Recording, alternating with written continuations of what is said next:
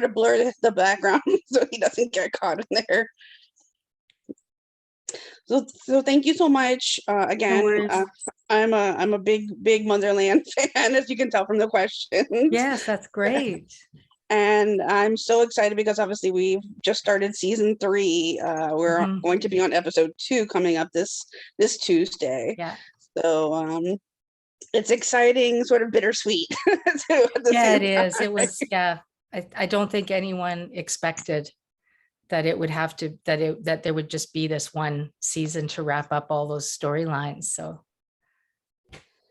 Yes, I mean, obviously the fans have been calling for more. I don't know that you're aware of that part, but the fans have this great campaign going on. There's a petition, and there is a lot of fan engagement and activities and special things, projects and such, that the fans have been really kind of doing to continue the noise and kind of that would just be stir great. Yeah, there's such richness to what Elliot made that yeah, it's a shame that it doesn't get to be developed a little bit more. But well, three seasons is a lot, and yeah, he is a brilliant man, Elliot, and he and I spoke a couple weeks or so ago now, and he talked a lot about how he had books that or graphic novels, I should say, yeah, um, things like that he also sort of has in his mind, and he also thought that he would, I believe he thought that he had more seasons, at least in his at mind, of least like 2, I 7 or think. 10 or Yeah, I more, think he whatever. thought. But yeah, I think he also said that the company gave a fair amount of notice too. So that was good. It gave time to tie up some of those loose ends. Yeah. Yes, I'm definitely interested though also in a kind of a prequel, because Yeah. I love Willa Mama Caller, Yeah. Diana Pavlovska so much, and I would love to sort of see her days in the army and how she became into this spree and all that. I'd like to know how we met. Yeah. Well, I mean, I was just gonna say, my question is, how much about your background then, as your character Quinn? Did they give you any kind of breakdown about like her past, who she is, who she represents in any way? There wasn't a lot of detail. When I get a breakdown, I try just to look for like storyline information, maybe the tone of the show a little bit, because if a casting director is inviting you to submit, there's something about you that they feel from they're talking with the director and the producers that you have something to bring.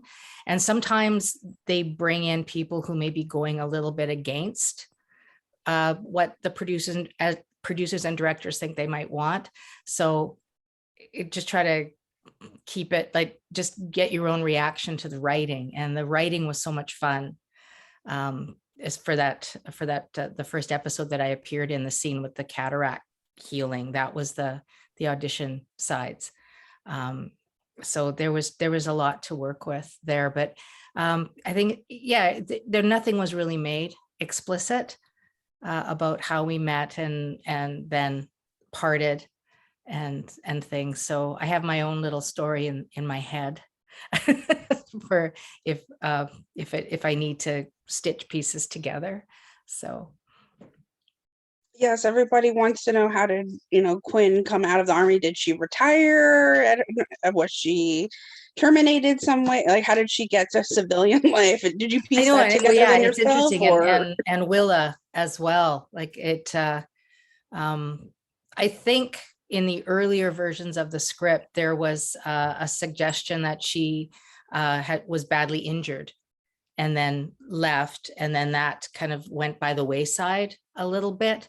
So I just think maybe an early retirement, things after having a pretty intense time. Some of the stories that you hear her relate about the time she and Willa had in season 2, running from foxhole to foxhole and doing all that healing, probably took its toll. So I think there was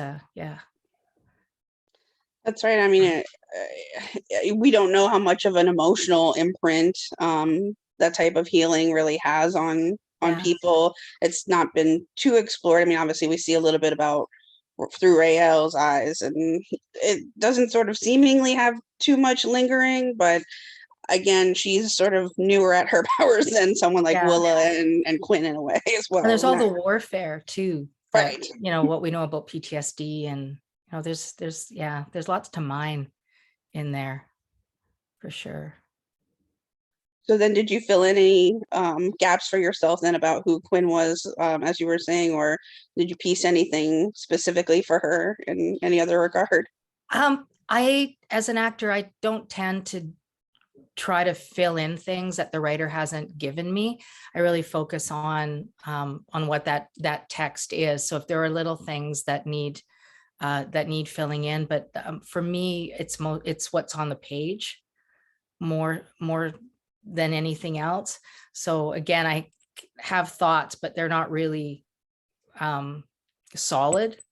Also, because it was something that was evolving, tended to shy away from making decisions or creating something that then might have been taken another direction by the writers. So just sort of focus on the present, that all the characters are living. I wonder about her name because there's one name. So yeah, every once in a while I go, what is her name? Like her birth name. But yeah. It just reminds me because Quinn is a healer, and I just think of Dr. Quinn, Medicine Woman, when it Yes, was yeah, I Jane know. Seymour, and it sort Yeah, of ties a little bit in a sense that way. yeah. I don't know if that Probably was not, yeah, if there not was some sort intentionally or of something. subliminal memory happening there. It just made kind of triggered those things Yeah, to Dr. Quinn, who obviously did medicine, and she helped people like on the prairie and sort of in that sort of regard too. So yeah, yeah. You have probably to be, I guess, of coincidental. a certain generation to even have that to have that reference. But Yeah. yeah, Well, having to come into this rich world that Elliot has come up with and created, developed, written, um, and being someone who was not a part of season one, what were Mhm. your sort of initial thoughts on the show Motherland, or did you familiarize yourself in any Yeah. way? When I was invited to audition for something that seemed like it was going to grow in, past that one episode, I watched the first season and got familiar with the world and who the people were, and yeah, what the workings were, and the some of the history of how it of how the whole world developed in the alternate reality. And yeah, so I did that. Watch the whole first season.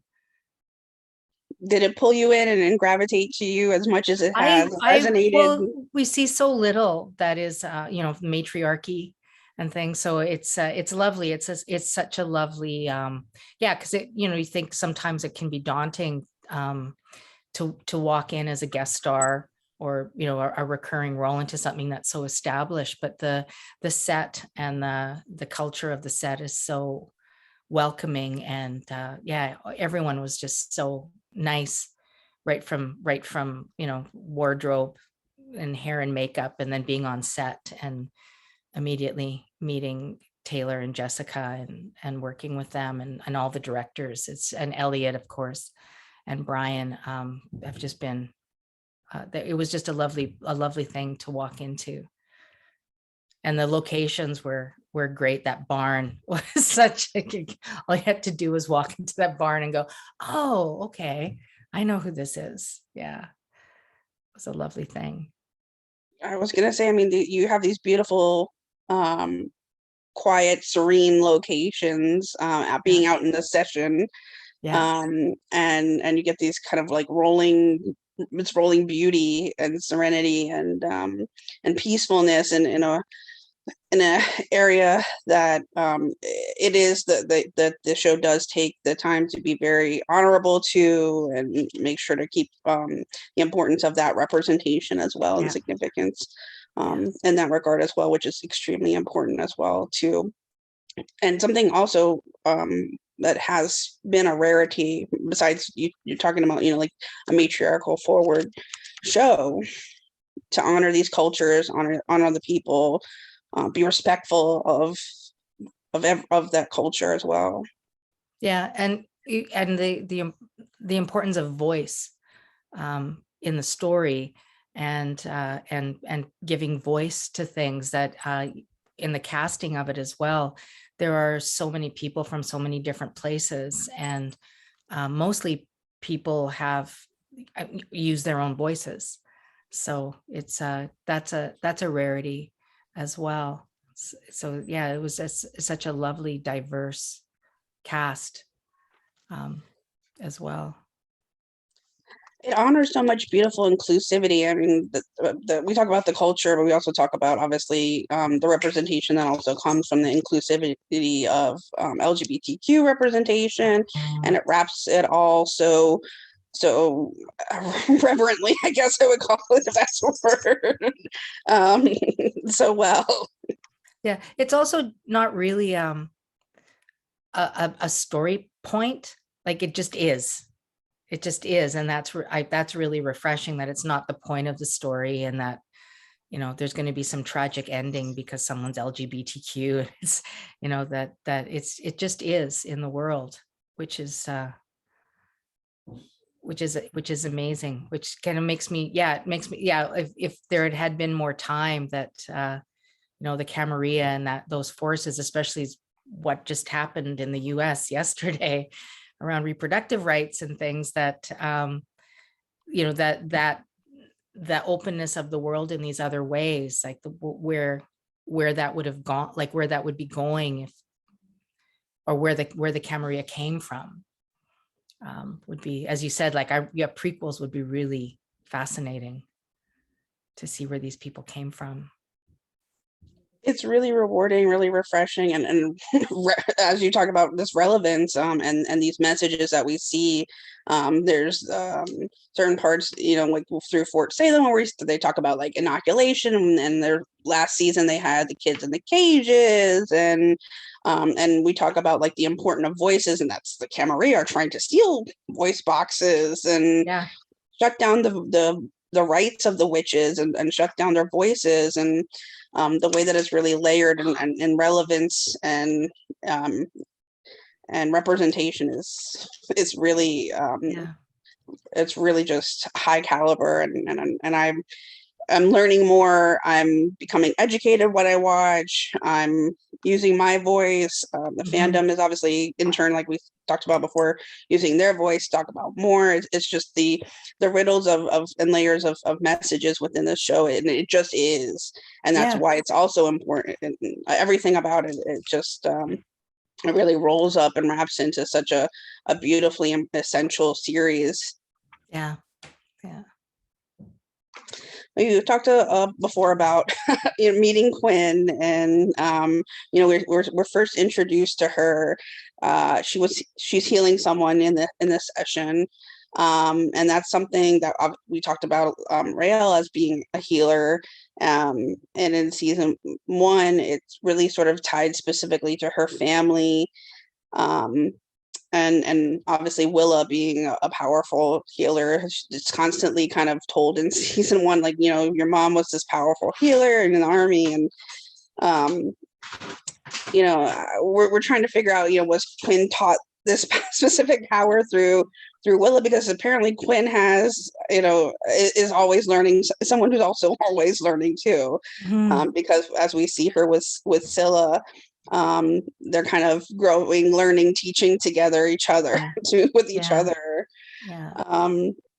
So do you know if Quinn has any kind of specialty work of her own, or is this I think something that we might learn to a little bit down the line without teasing?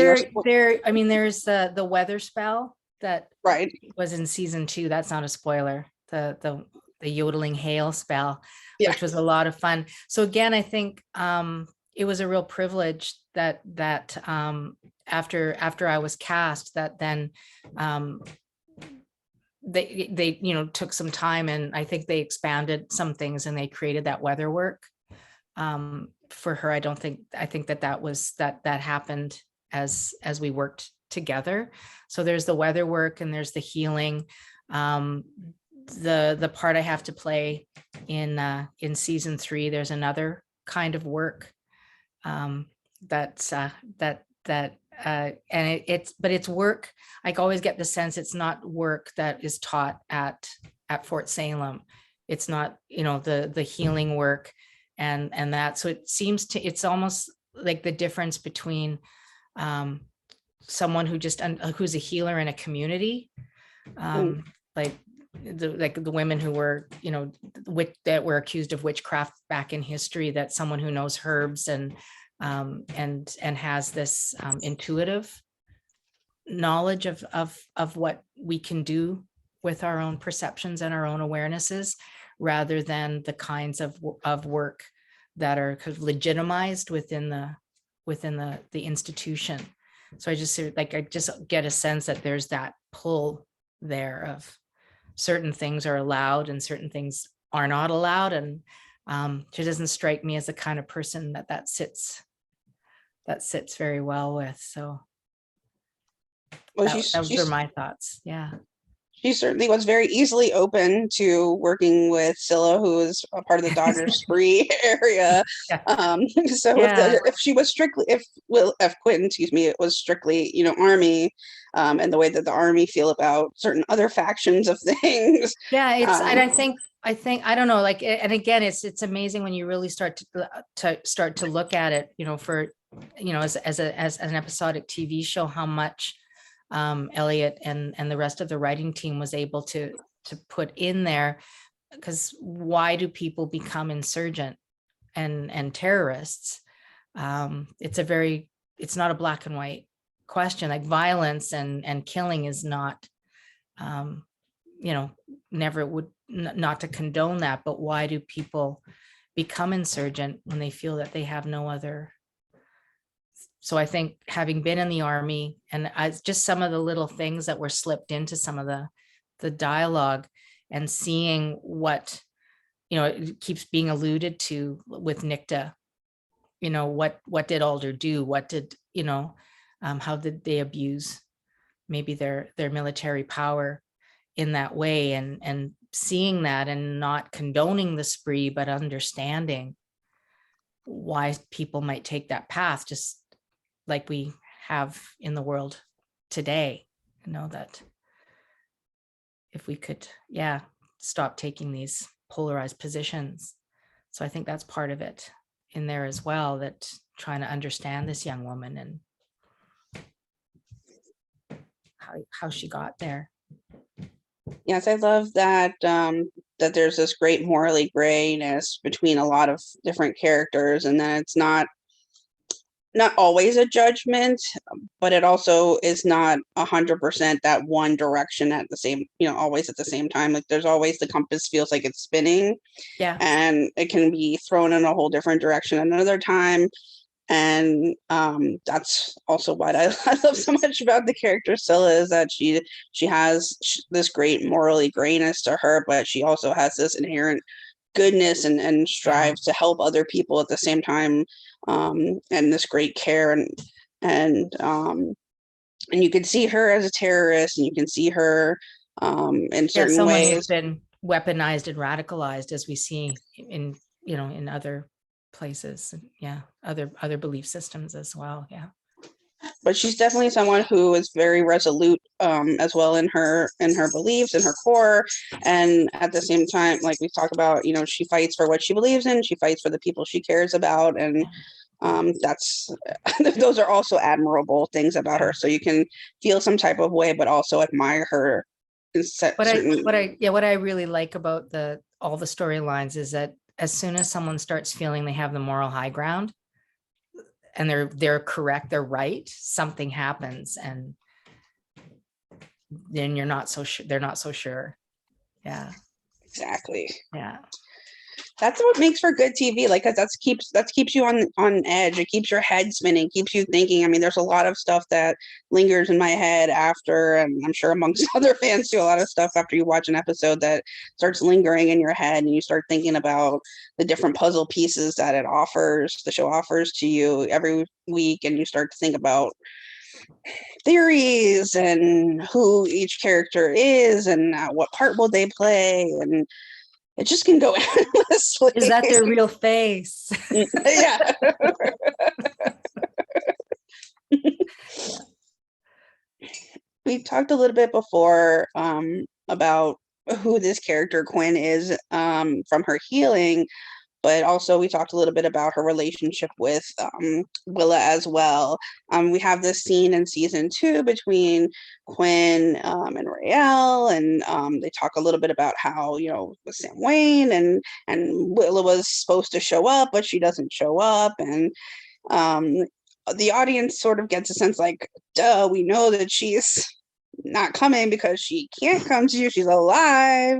And Yeah. Quinn is like, people can't refuse to come on campaign. So it sort of seems like Quinn is someone also who puts her own puzzle pieces together too.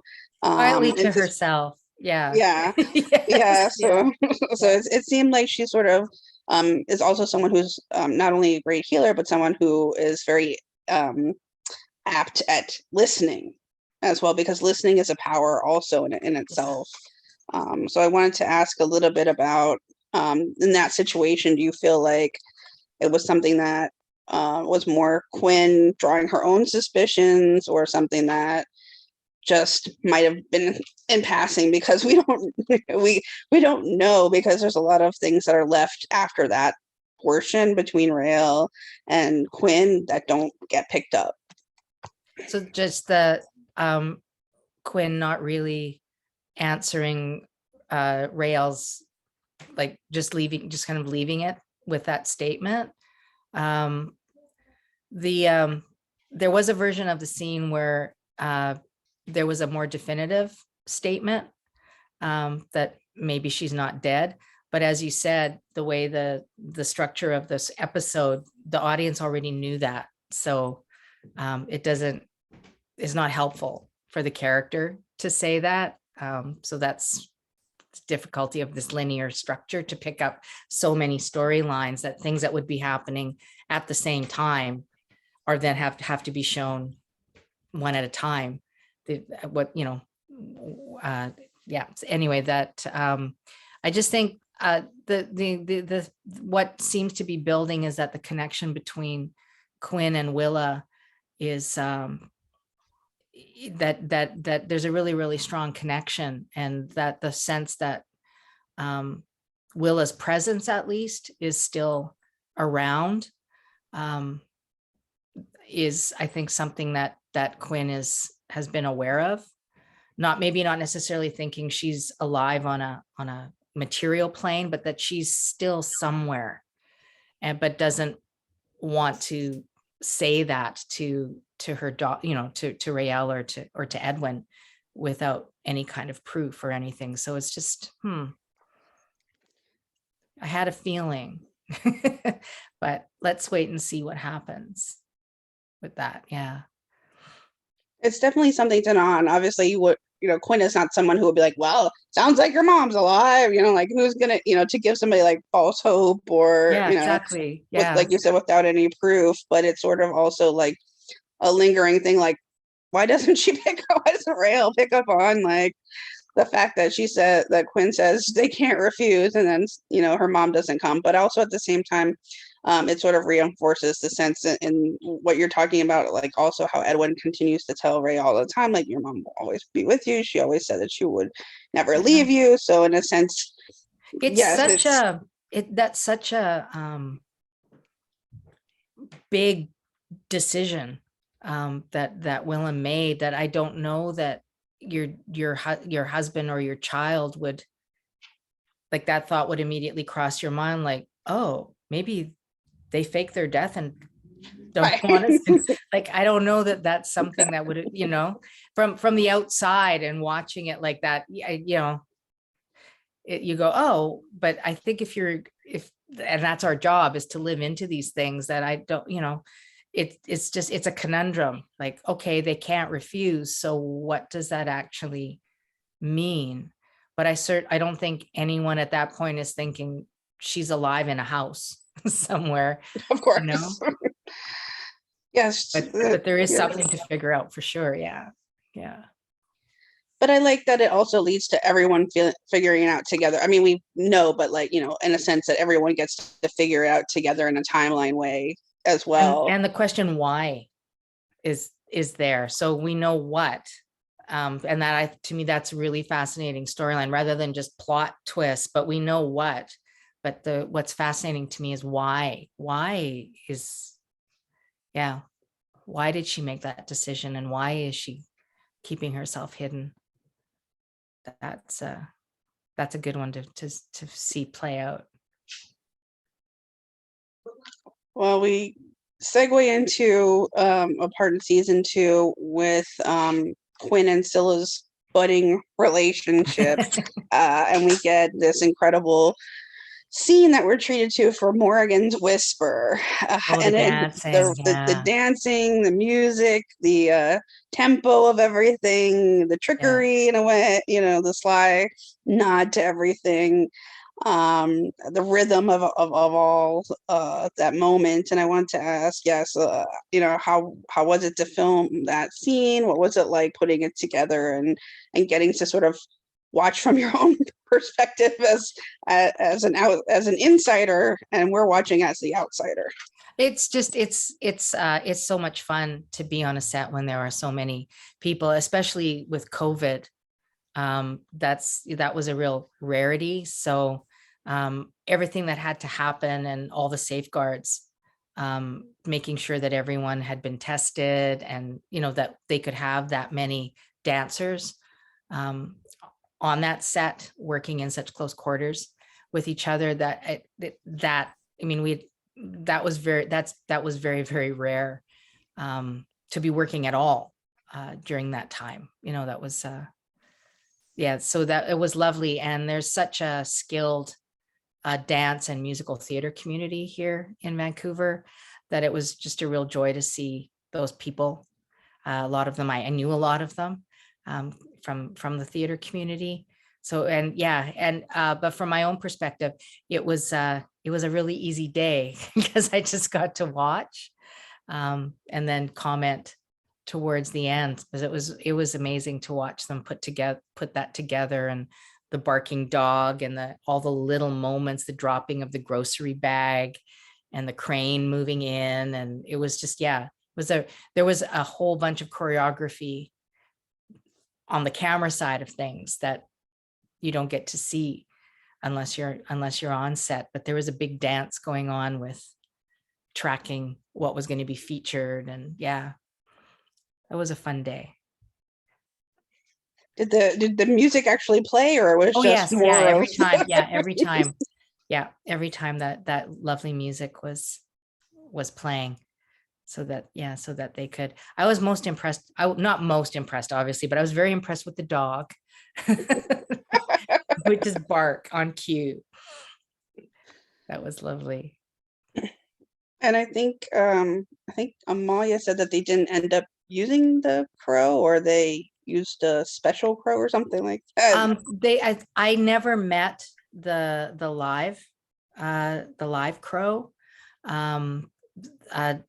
They're so smart and things. So it was just a lot to have the wrangler and the actual bird on set. I think they tried it out, and it was and given everything else that needed to happen with COVID and everything else, it was just there was a lot there. So we do have the CG bird, but I think based on and influenced by the live actor that came as the bird.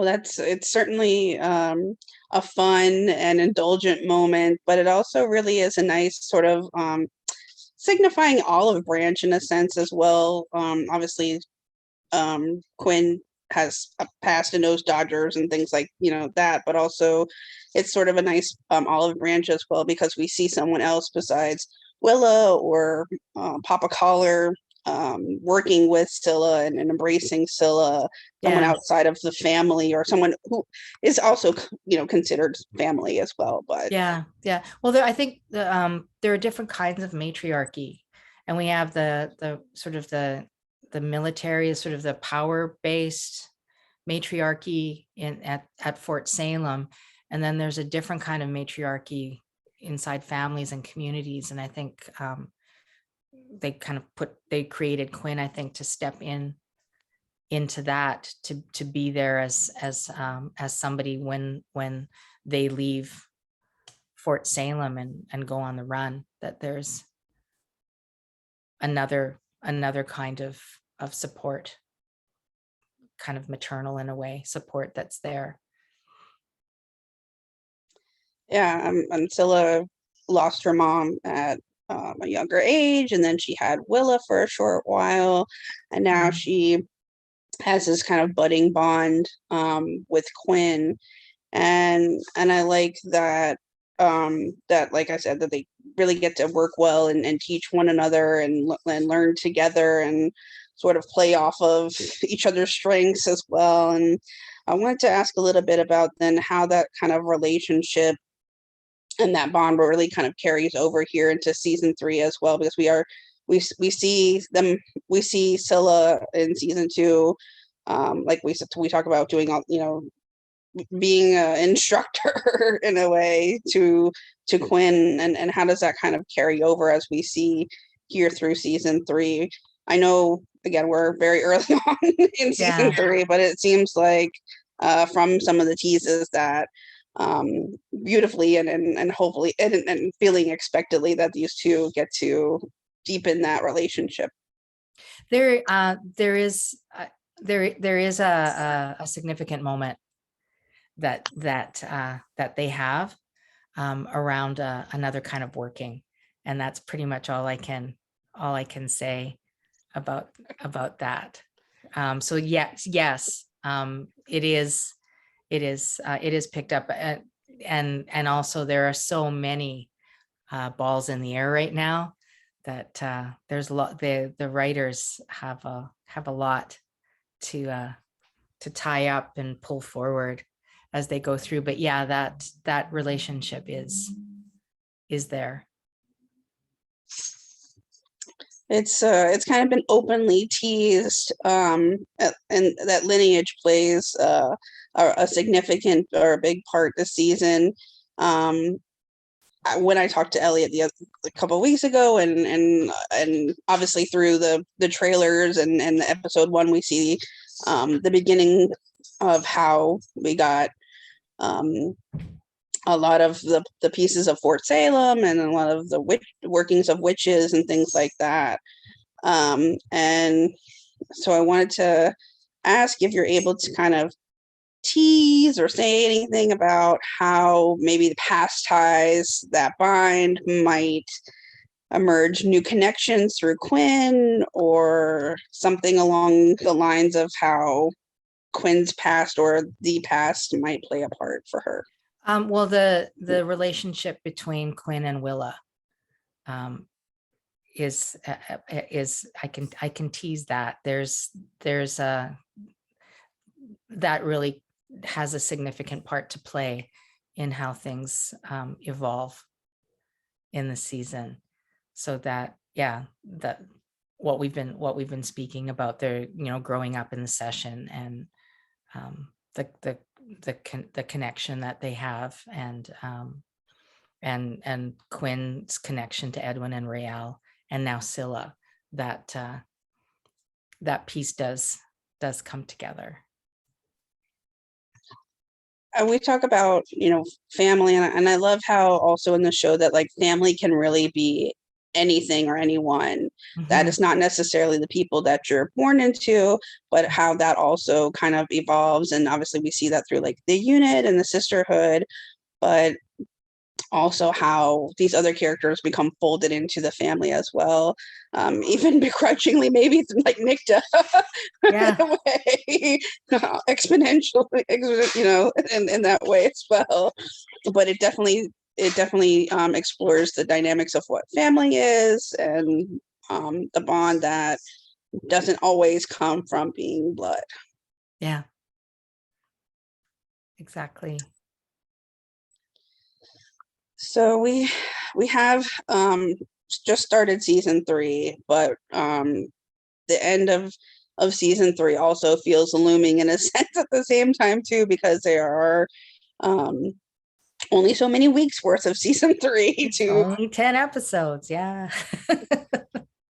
What have you kind of taken away or maybe learned from your experiences getting to work on and be a part of this series?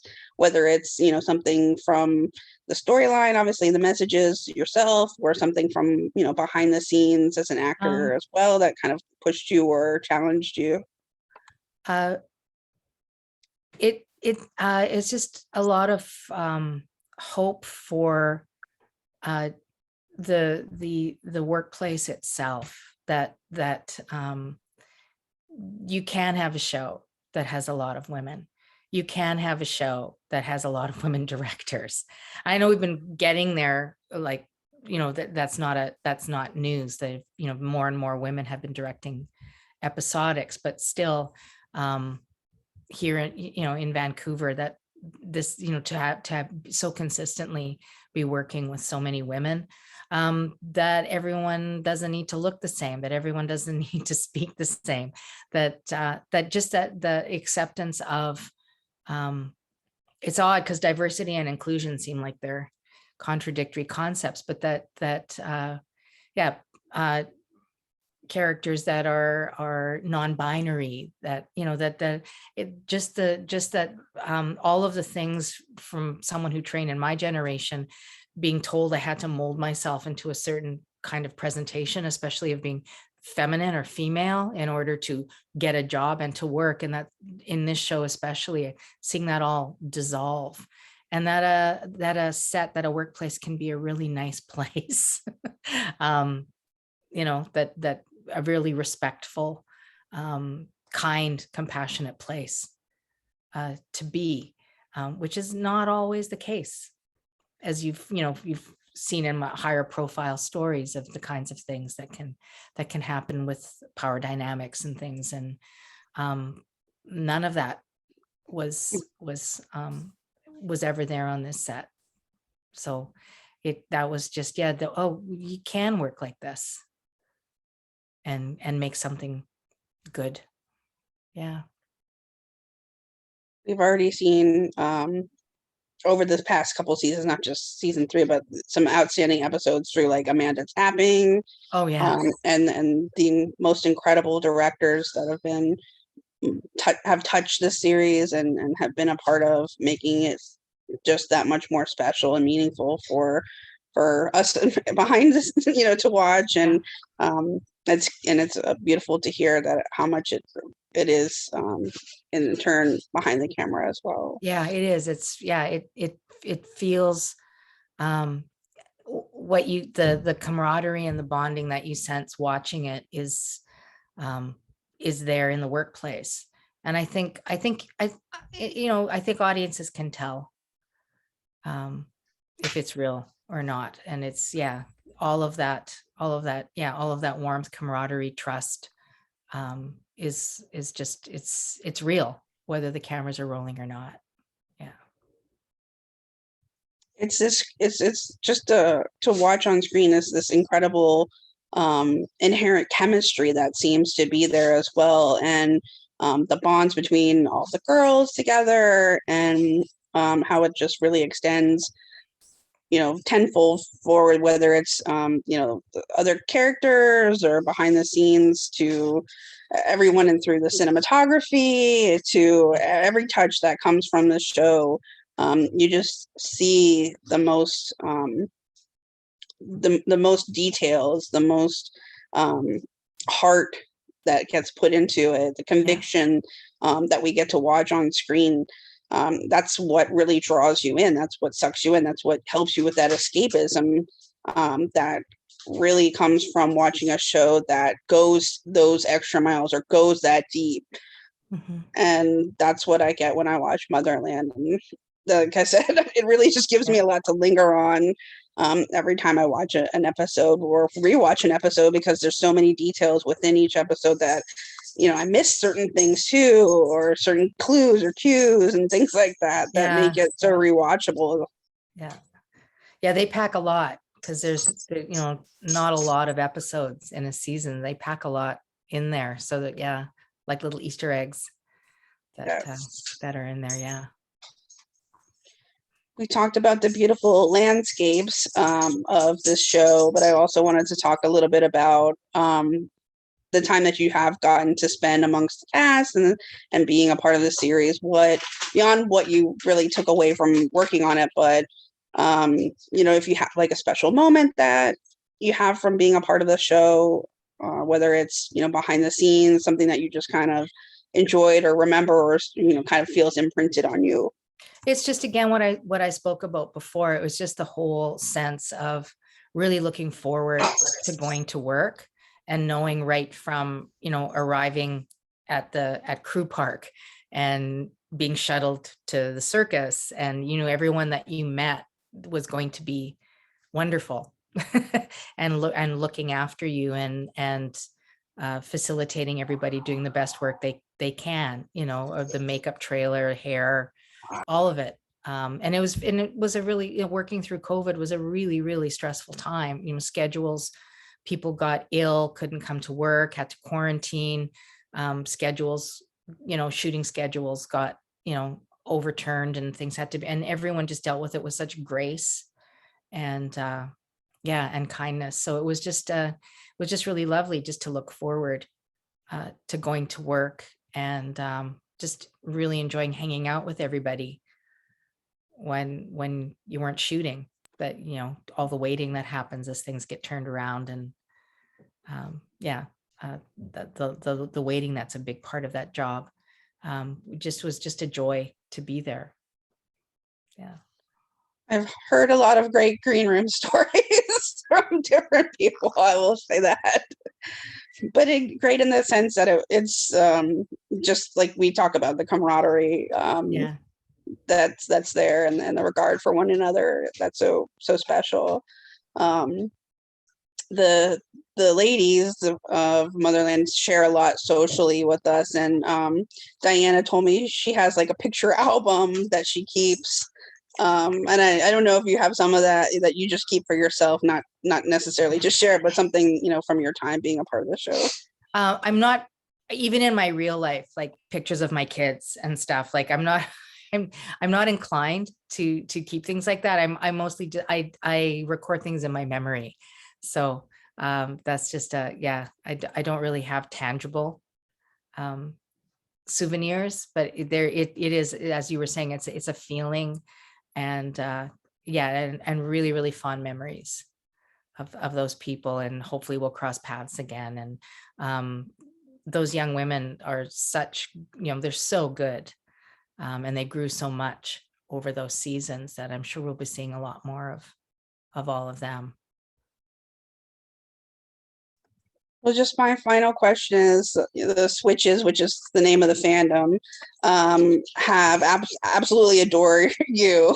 And since you're not on the social side of things, it's, as an ambassador, I would say, to share with you that they adore you, they adore the character Quinn, and they're so anxious to learn more and see what she has to share this season, and just kind of wanted to extend, is there anything that you would like to say to them for their support, or tell them to linger with as well, to leave them as we get the rest of season 3 here?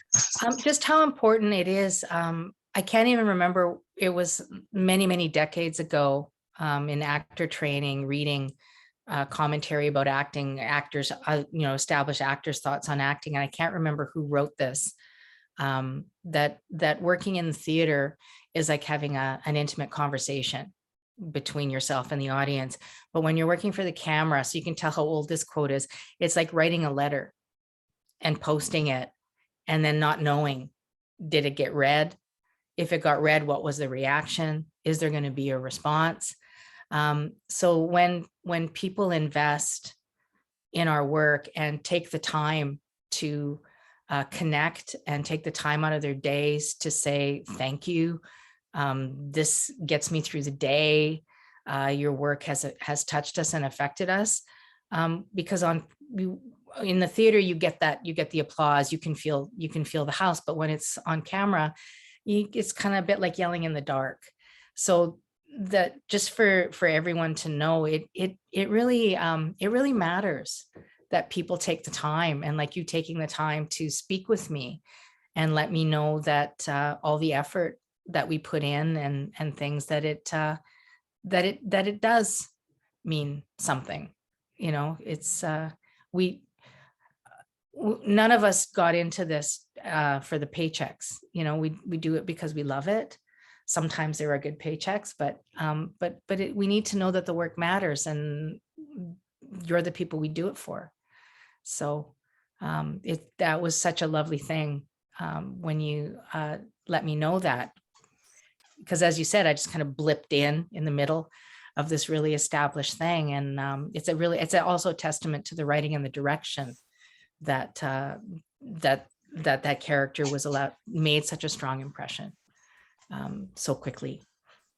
So Well, I personally would like to just say how appreciative I am for you to be a part of such a special series, to leave this great imprint and legacy that the show is leaving with us at the end of season 3. And we all kind of want to cool Aunt Quinn. so I want a cool Aunt Quinn. Make it hail. That would be great.